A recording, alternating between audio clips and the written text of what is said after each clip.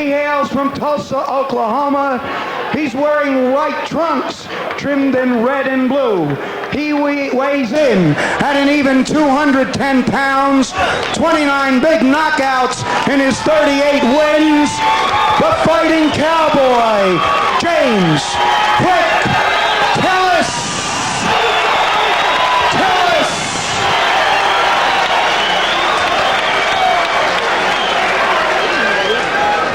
His opponent in the blue corner is from Atlanta, Georgia. He's wearing black trunks with red trim. Come on, baby, let's go. He weighs in 202 pounds even.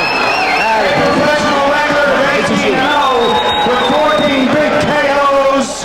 Here he is, the undisputed, the undefeated cruiserweight champion of the world, the real deal, Evander Holyfield.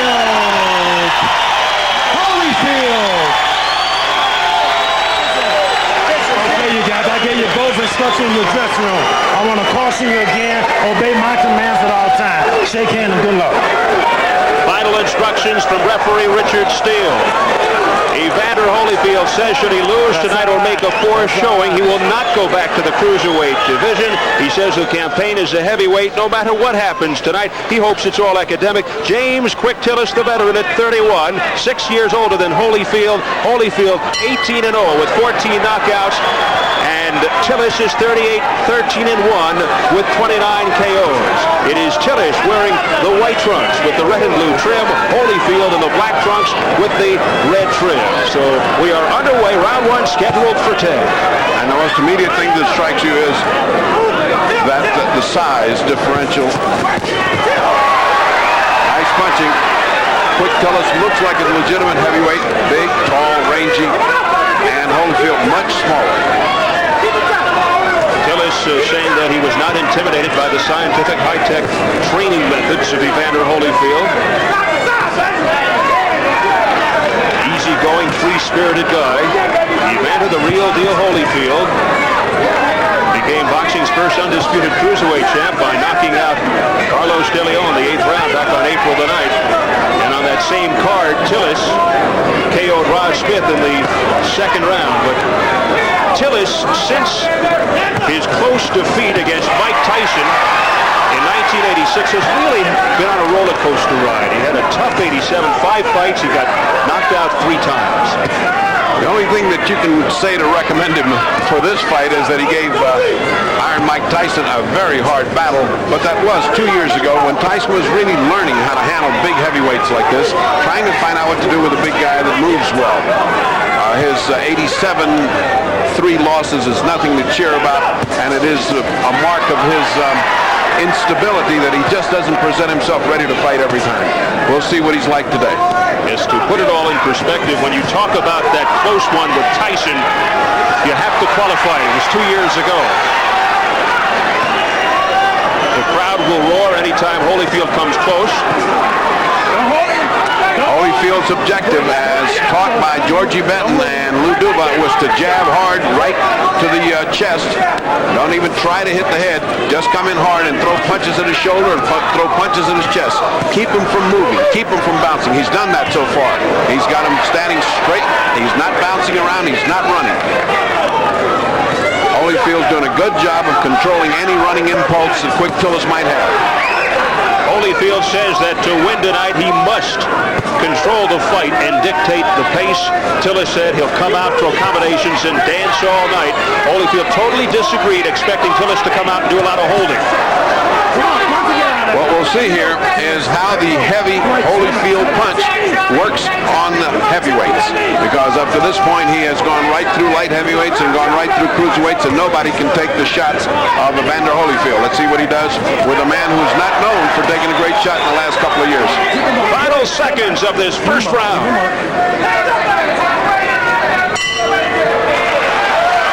Round one is history. The first round for Evander Holyfield as a heavyweight. Lou Duba, George Benton, Ace Barada in the corner.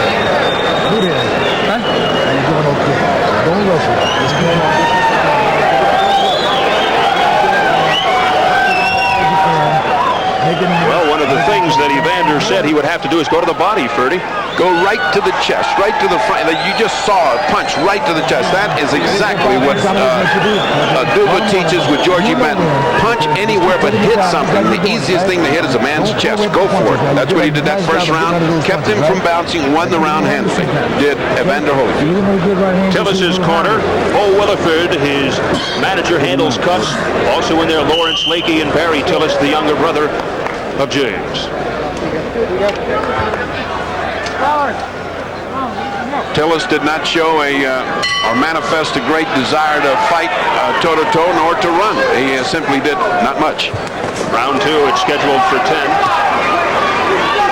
A battle of heavyweights. The heavyweight debut for Evander Holyfield in the black trunks with the red trim. Tillis in the white trunks with the red and white trim, red and blue trim. There's the jab that Holyfield is famous for. He's also famous for his hand speed and his quickness, and so far it doesn't seem to have suffered despite putting on the extra 12 pounds. That's evident, and that's what if you're watching this fight to score Evander Holyfield progress into the heavyweight, notice his hand speed. He's just faster than the other guy by just a hair, but he gets it off first and it lands first, discombobulating any offensive plans that Quick Tillis might have. Evander Holyfield, an excellent, exquisite boxer, uses the jab effectively. All business, not a showboat. That was more a push than anything else. Oh, that was more sloppiness than anything else from Quick Tillis, who was already starting to be a little sloppy. You didn't need to do that. That was too far back to lean into the ropes. He's going to be very careful against Evander Holyfield or he's in trouble. He's holding his hand up, but he's pulling back from a punch. Evander will eat him up if he keeps pulling back like that because he is not Muhammad Ali. He doesn't have that speed and ranginess to avoid a punch going back. Tillis claims that Holyfield fights off balance. Well, a lot of that off balance is the punching and pushing that Holyfield is doing right now. James Quick Tillis won his first 20 fights, won his first 12 by knockout, thus the nickname Quick. And he used to move a lot quicker as well in the ring. And he said tonight he would like to move in and out side to side. There's a left, a stiff left by Holyfield on the inside. Well, he's going to have to change his name to Not So Quick Tillis because he's getting outspeeded and slugged. Here's an assault by Holyfield. And the crowd reacts. Capacity crowd of about 5,000 here in the outdoor arena at Caesars Tahoe. Cooling off, making it very pleasant for the fighters and the fans. For one of the fighters. The other one isn't having too much fun right now. Tillis, still no offense from Tillis. Still nothing to scare off or hold off Holyfield. Whether he's trying to lure him into a sharp punch, you won't know, but he may find himself on his back waiting for that lure to happen. There was one. What a great example of hand speed. A hard right by Holyfield. That stunned Tillis. And Tillis holding on with 9 seconds, 8 seconds left to go. Another right as the bell sounds. And after the bell, they continue to go. Richard Steele has to step in. And look out now. Lou Duva and Bo Williford in the two corners are going at it. And Richard Steele has to step between the two trainers. There's no room in boxing for that. There is no room in boxing for that kind of nonsense. That's hooliganism at any level. That should not be allowed. One of the most bizarre incidents you'll ever see. When tempers flare like that, experienced hands like Lou Duva and Williford should know better than to try to go at each other. That's sometimes called maturity. Let's look at the end of round 2. Let's see how things develop. Well, you can't hear the bell, but you can see that the fighting continued. Duva then held on to Quick Tillis so there wouldn't be any continuous action. Williford misinterpreted that and came in. That should never have happened. Never should that have happened. And here we go. Round 3, and this crowd is revved up. Well, One of the things it did was wake up Quick Tillis because he's mad.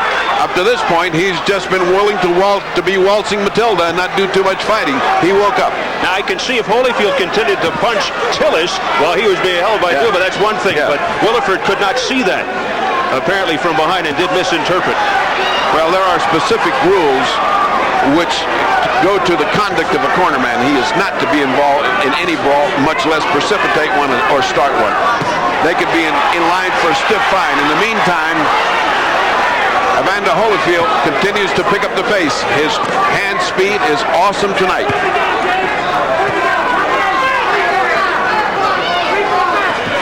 So what a wild conclusion to round 2. And you wonder if something like that could eventually lead to a disqualification, but so much at stake here tonight. Well, the two fighters weren't the ones who were getting hurt. It was two older guys that should know better. I don't think their cardiac system is meant to fight at this age. Lou Duba, who is known as the Chief Operating Officer and Head Trainer, as far as Team Holyfield is concerned. Bull Williford is a manager. Now, both have been fighters, and both are short-tempered men, both of them. And, of course, we've seen that happen with Lou over and over and over again. Past the midway mark, round 3. Things really heating up at the end of round 2. And so far, this third round uneventful, relatively speaking. After the second round, it is a peaceful round, but the superior hand speed and ring generalship of Holyfield is vastly, evidently superior to Tillis, who went back to slow motion after a pretty peppy start. One of the tests that Lou Duba and everyone in the United States is waiting to see is how will Holyfield react when he feels a real heavyweight punch. And that was a heavy right by Holyfield. A right to the body by Holyfield that pushes Tillis back into Holyfield's corner. It's that kind of punch to the body that makes Quick Tillis wish that he was back on the range punching cattle. They don't punch back. Back in Gibson Station, Oklahoma, 50 miles southeast of his home in Tulsa. Less than 30 seconds, round 3. An attack by Holyfield to the head and the chest. A beautiful attack. Double jab, right hand, hook after it, and followed with a series of combination punches. Tillis covering up well. Another good right by Holyfield. That landed a combination by Holyfield. And Tillis hangs on. Heading for the bell, round 3.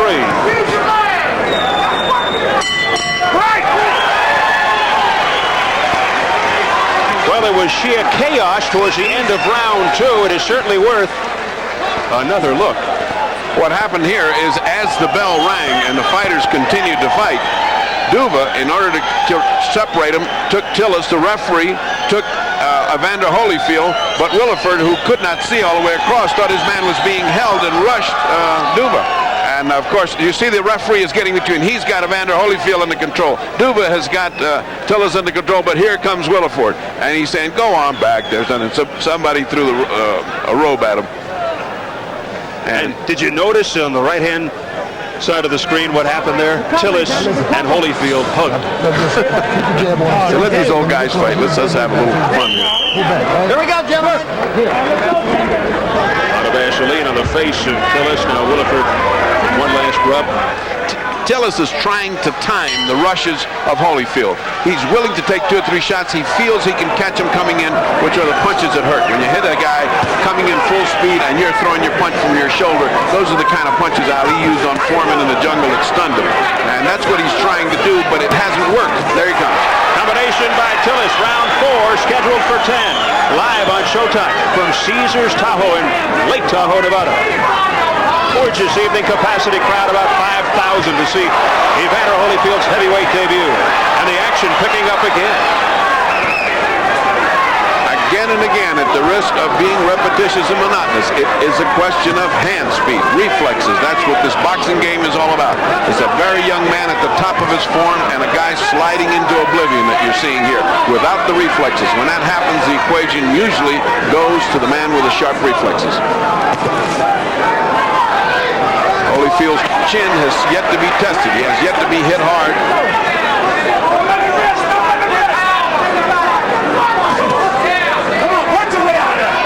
Richard Steele saying punch your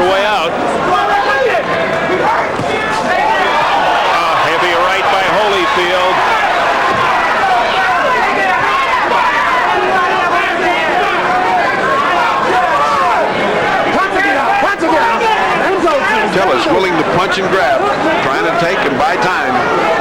Whether he thinks the later rounds will be his, because Holyfield with an added 12 pounds and this advantage of the altitude might make him tired, but right now it doesn't look like he's even breathing hard. Evander is doing very well, and Tillis looks like the boxer who is going to be exhausted.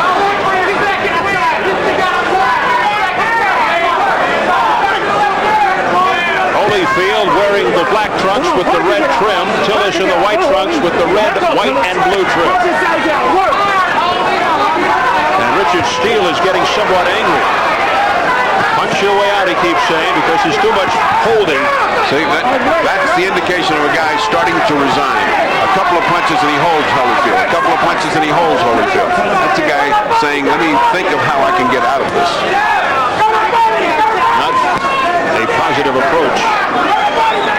Well, looks like Holyfield's just waiting for that swift combination to put Tillis away. Less than 30 seconds, round 4, scheduled for 10. Sunset falling over Lake Tahoe.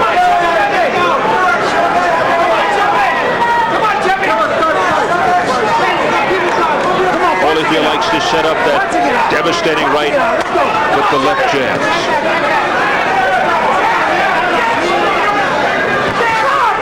Weak left by Tillis.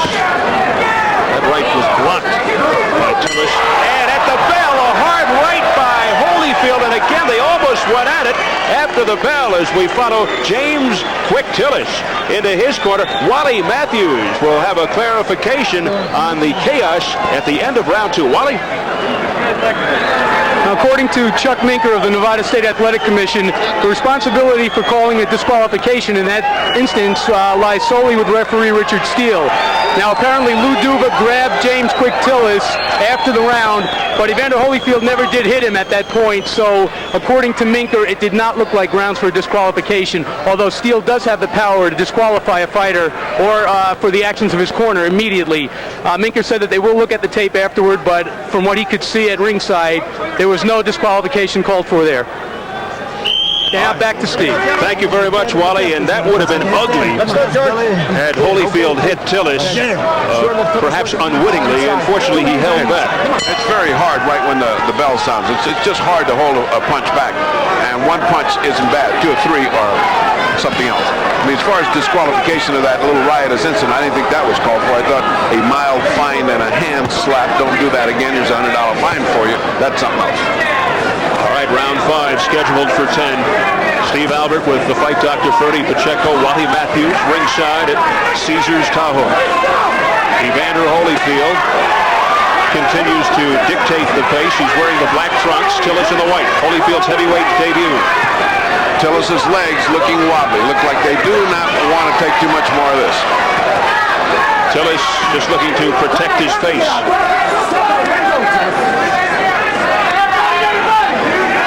Tillis looks spent. Yes, he does. He's been looking spent for about the last 2 rounds. The pounding he's been taking. Oh, a combination by Holyfield. A blistering assault. And Tillis just throws him away with his right glove. The uppercut by Holyfield. We're seeing his entire repertoire here. And what he's learned in the awful fights that he had to fight with Ocasio and De Leon was patience. Patience. Pace himself. Don't go crazy. And that's certainly holding him in good stead. He's fighting his fight. He's not getting nuts. He's just going at Tillis, chopping him down bit by bit. Tillis, for his part, doesn't seem like he's got an idea in his head as to how to hold off Holyfield, merely trying to last the rounds. Evander Holyfield, 12 pounds heavier than his last fight when he won the World Cruiserweight Championship. Unified the title. He was 190. He's now 202. Tillis checks in at 210. He was 228 when he went into training. But he says he's in better shape now than when he fought Tyson 2 years ago. But so far it's been Evander Holyfield controlling. Come on, your hands are free. Your hands are free. Holyfield, let's fly. Oh, and a right by Holyfield. And Tillis looks like he's looking for a place to land. He's looking for a good excuse to go down. A couple of good shots and he'll be gone. thunderous drives by Evander Holyfield. Tillis with his hands down. Give Tillis credit. He's taking those shots. He could go down under any one of those. Let's see if he can survive the 5th round. Approaching 20 seconds remaining. After all, this is a man that a couple of years ago took everything a young Tyson had to give. So if his mind is set, oh, what a punch by Holyfield. And he followed up with a left to the right and another left. And Tillis is in trouble. Final seconds, round 5. Can he make it to the bell? He hangs in there. It was almost as if Holyfield sensed this time that the bell would sound. And he stopped punching just a second before the bell rang. You want to stop it? So 5 rounds complete, and Tillis being rocked. Let me call the doctor. How you feel, man? Let the doctor up here. Heard something about getting a doctor. Yeah, they're calling a doctor up. Quick Tillis. Apparently, that's one way to get out of there. Dr. Edward Denay checking Quick Tillis. Let's see if we can hear what the doctor's saying. Okay. You want to fight? It's all over. The doctor apparently advised Richard Steele, and Steele signaled all over. Evander Holyfield has won his heavyweight debut, stopping James Quick Tillis after round 5. Certainly a good introduction into the heavyweights. If there's a negative that can be found, it will be found, and it will be that he doesn't punch hard enough to knock out anybody, which is would be, in my estimation, nonsense. He punched very well. He showed a great deal of hand speed. He showed a great deal of accuracy in his punching, patience, a mature attitude toward the thing. I think Tillis was just in there for the last 2 or 3 rounds taking punishment. I don't think it was wise of him to have come out for this round. And although the fans, I'm sure, are disappointed, I'm sure he's disappointed, it was rather pointless to come out and get knocked out. So Evander Holyfield, 1-0 as a heavyweight, 19-0 overall with 15 knockouts. And he's going to celebrate tonight. We'll take a look at the final moments.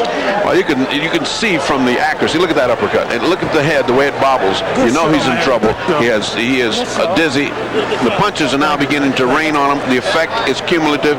If that round had been another 10 seconds, he would have been knocked out. And the point of having the doctor come up was excellent.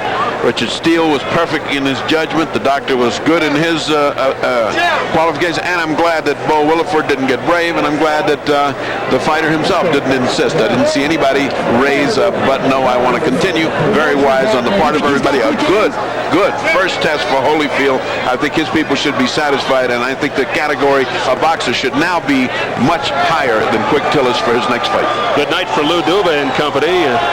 Frankie Panchito Warren and Evander Holyfield victorious. Wally Matthews is standing by in the ring.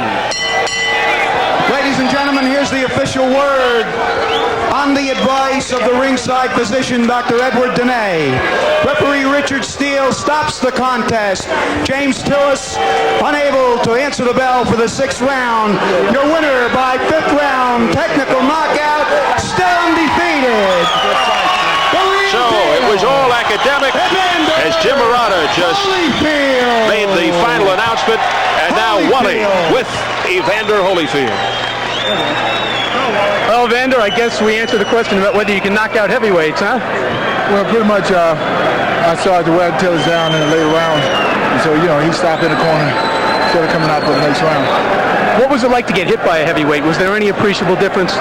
Well, no, it really, wasn't no striking distance where he hit me that it was so much more harder than a cruiserweight. It's just, it's different. He was a smart fighter, and he fought like Carlos Leon in a way. Yeah. Now, you seem not to have lost any hand speed or any combination punching power there. Did you feel good at the weight? Well, I felt good. It's all in my first time having the 13 pounds on. I felt good. And I really know that I can get better in time. Okay. From here, where do you go? A higher ranked contender, another heavyweight like Tillis, or what? Well, that's up to my manager, Ken Sanders, my trainers. Well, you know, whatever they think which step I should take, I'm really relying on my trainer to pick my opponents and my promoter to promote and my manager to agree on everything. Louis, were you happy with the way Evander fought as a heavyweight? Oh, geez, how can you fault the guy? The guy did everything beautiful out there. He was jabbing. He went to the body. He had a program to do out there, and he followed everything right to the T. This guy is going to be a heavyweight champion of the world. Believe me when I tell you something. He listens. He does everything. He executes. This guy's going to get better and better and better. All right, Louis, thank you. Evander, congratulations. Now back to Steve Albert. All right, Wally. Evander Holyfield will now go back to mission control, as they put it, in Houston, Texas, to continue his prepping for eventually a shot at Mike Tyson. Let's take a look at some more action from this fight. These are the combination of punches that literally spell the finish to the fight.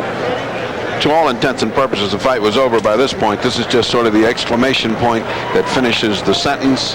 And welcome to the heavyweights, Evander Holyfield. There will be tougher nights than this. Well, these are the punctuation marks for Evander, the real deal Holyfield, as he stops James Quick Tillis in his first heavyweight fight. Wally Matthews is standing by right now. There was some controversy in this fight. He's got the referee, Richard Steele. Wally? Richard, a little extracurricular activity at the end of the second round. Did you consider disqualifying anybody at that point? No, I really didn't, Wally, because, we in a fight and everybody, temper is up and they're excited and everything. So I know